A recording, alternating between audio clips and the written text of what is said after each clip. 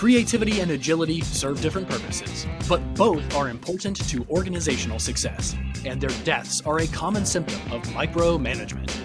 So how do sales and marketing leaders coach and guide their teams without stifling initiative? Marketing and sales are full of myths, misconceptions, and even flat-out lies. Join us as we do our best to separate the what from the how.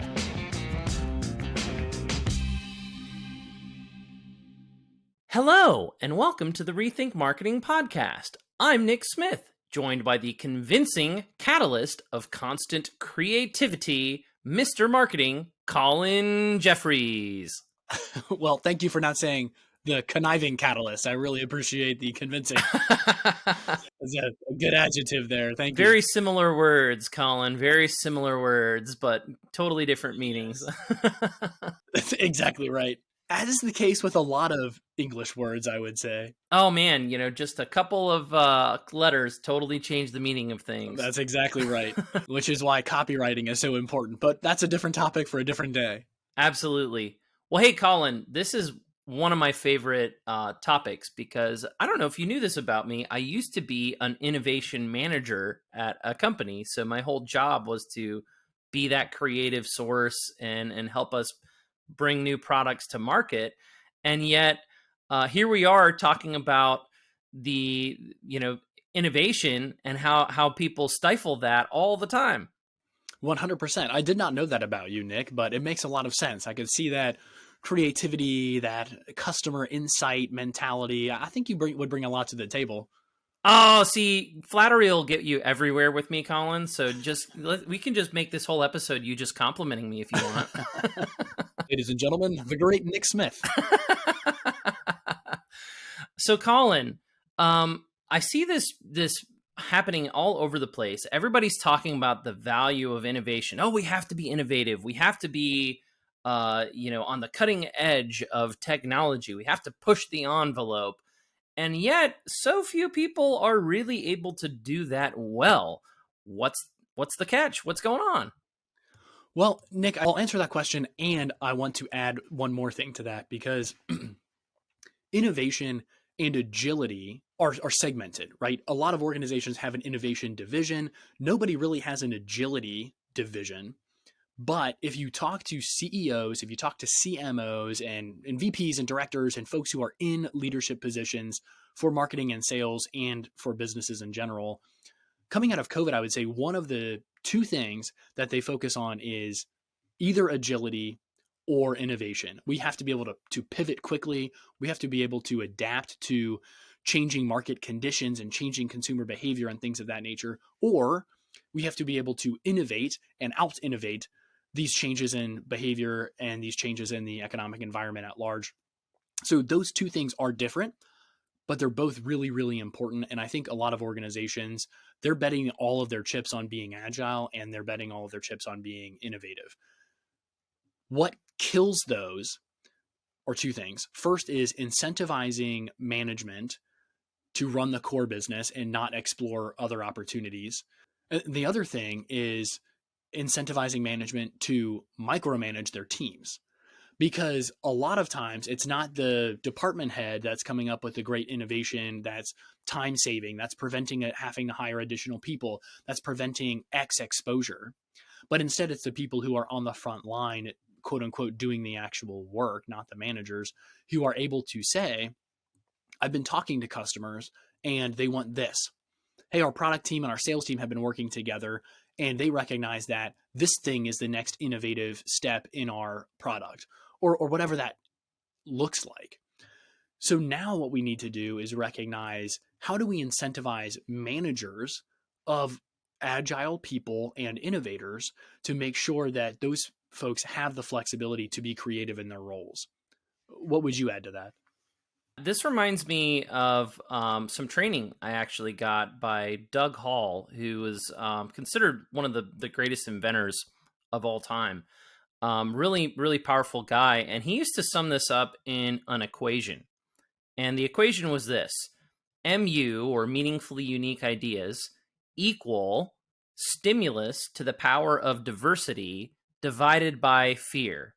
Now, that sounds like a lot of jargon, so let me break it down for a second, right? So, meaningfully unique ideas, that's really what we're going after. That's bringing those cool things that nobody else is doing to market, right? And how you get there is you have to have stimuli, right? So, what are the different things that we're plugging into the system? We have to have diversity because the more different ways of looking at things, that makes it better in terms of how you can generate those ideas. Ideas are feats of association. Robert Frost taught us that. And then it's all divided by fear, because the bigger the amount of fear, the more judgment we apply, the quicker we're going to stifle that innovation. So those are the things that you want to manage when you're managing innovation. You want to give people the freedom to act without that fear of reprisal, without fear of judgment. You want to make sure that they're in a very stimulating environment. They have a lot of different resources. They have a lot of different ways of educating themselves, filling their mind with quality content, filling their mind with quality ideas. And then you want to put them in a very diverse atmosphere where there's people who have different backgrounds, people who have different ways of looking at things. And when you put a team like that together, that can become your skunkworks. 100%. And a lot of that is built within the understanding of, I'll say, a framework of directive. Meaning, if I told you, hey, Nick, I'm the general in charge of this organization, and what we're going to do is we're going to send 3 people over there to work on that and 2 people over there to work on this, and you're going to check in on them every 30 minutes and make sure that things are being accomplished. And then here are the benchmarks that we need to hit over the next 90 days. And right. And I could get into the minutia of the how we're going to get things done. Or I could tell you, hey, Nick, we're going to, in the famous words of JFK, right, place a man on the moon within the next decade. That's a very clear directive. You and I don't have to argue about what's the definition of decade. Did he mean, right? Like, we understand, hey, within this decade, we're going to do this massive feat. And we're going to put resources, and we're going to put time, and we're going to put innovation energy behind that. It's very clear because we have a singular objective, the what, if you will. Absolutely. This reminds me of a book I read called Toyota Kata. And they talk about coaching and how in Toyota, they've got this really great environment of continuous daily continuous improvement. And one of the things that they do is they separate that what from that how. And so they have very clear goals for their teams. Maybe like, hey, we want to shave a second off of this process in terms of, maybe adding an assembly to a car, right? So we have this goal. We don't know exactly what we're going to do to get there, but let's set the very clear goal for people, and then let's run a couple of different experiments. And so they empower their team to say, okay, well, why don't we try this? And so then they'll try that. Maybe it works, maybe it doesn't work. Then they'll try something different.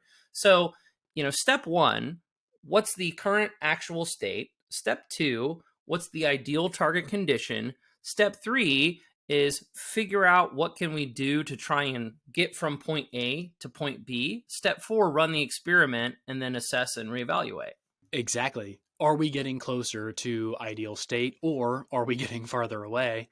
And then keep doing those things that are getting you closer. I hate to say that I've dumbed that down too much, but I think what you're saying is exactly right. We don't necessarily have to say, here's how it's always been done. Here's the framework in which we need to operate.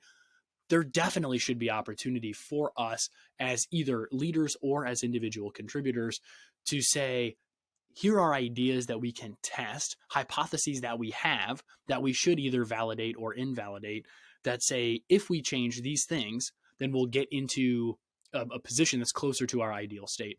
Absolutely. I think that's great advice, Nick. I'll say, do you have any recommendations for folks who may not be in leadership and they feel like they're being micromanaged? What advice would you give to that person who's trying to push more agility or push more innovation, push more creative thinking throughout their organization, but maybe they don't feel empowered to do that? That's a great question.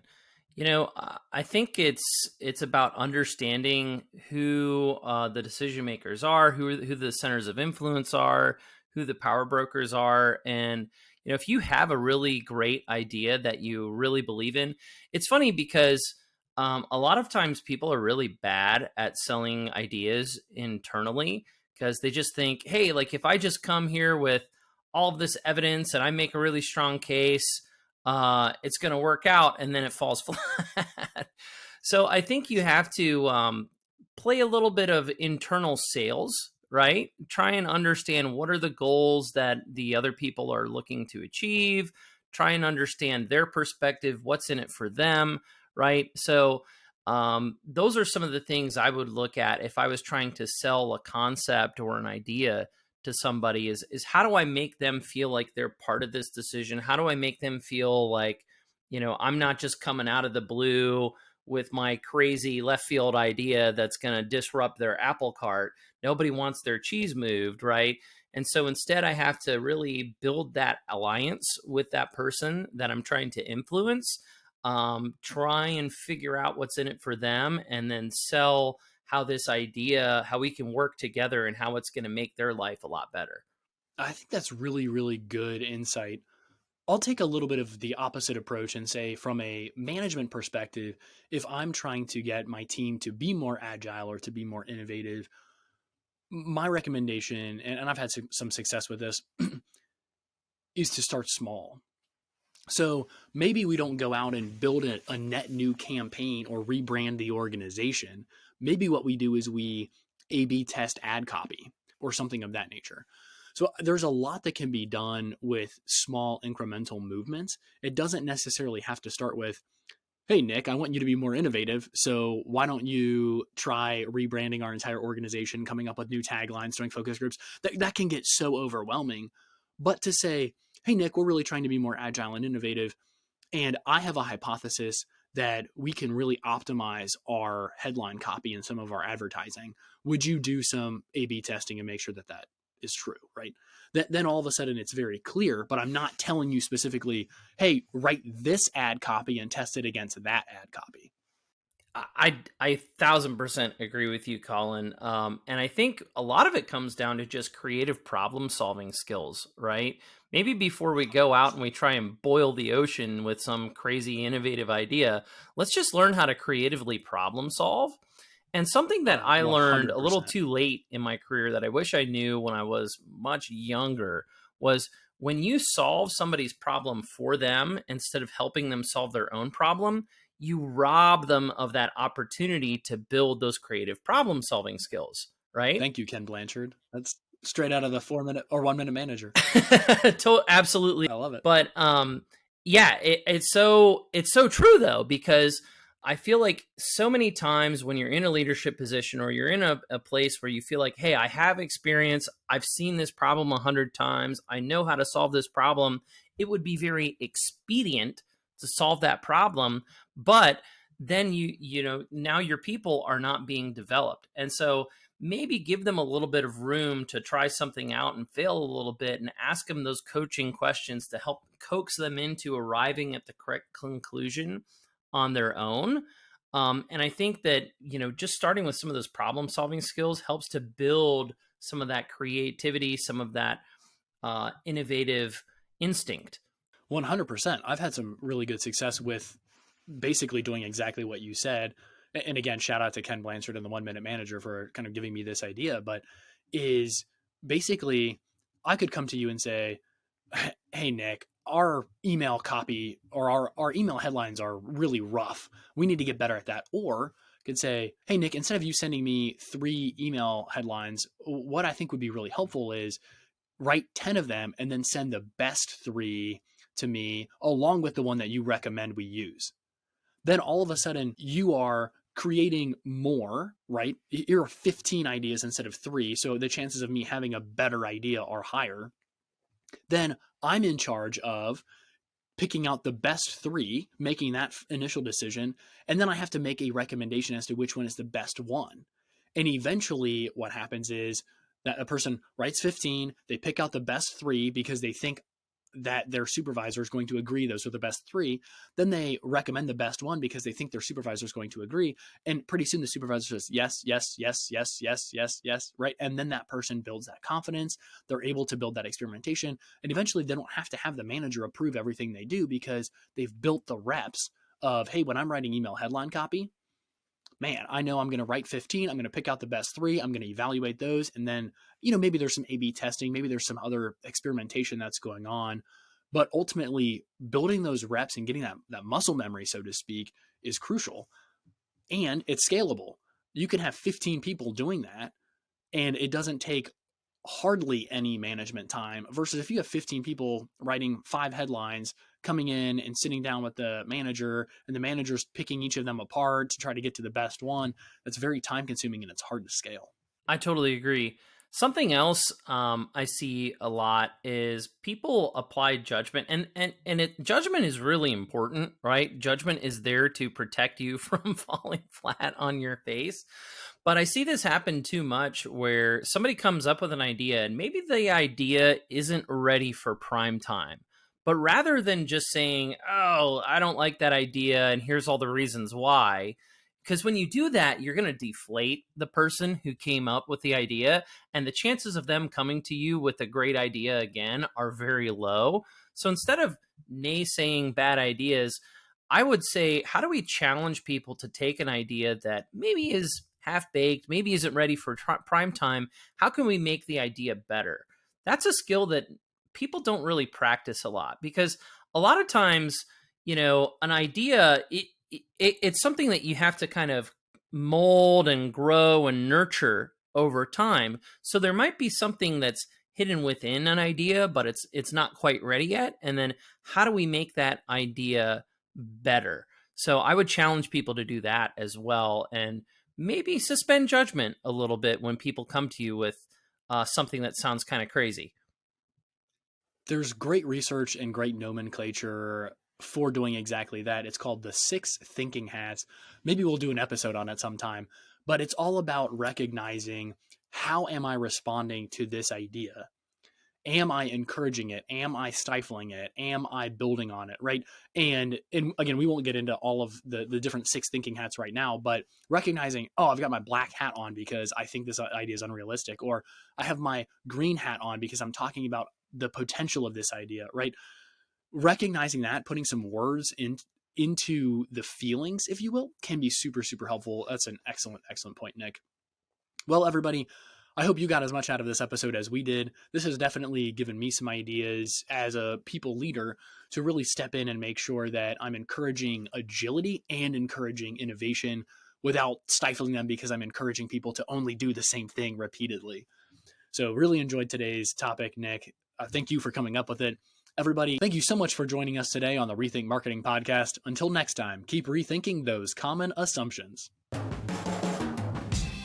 I used to believe a lot of myths that hinder marketing. And I bought into the classic misconceptions haunting sales.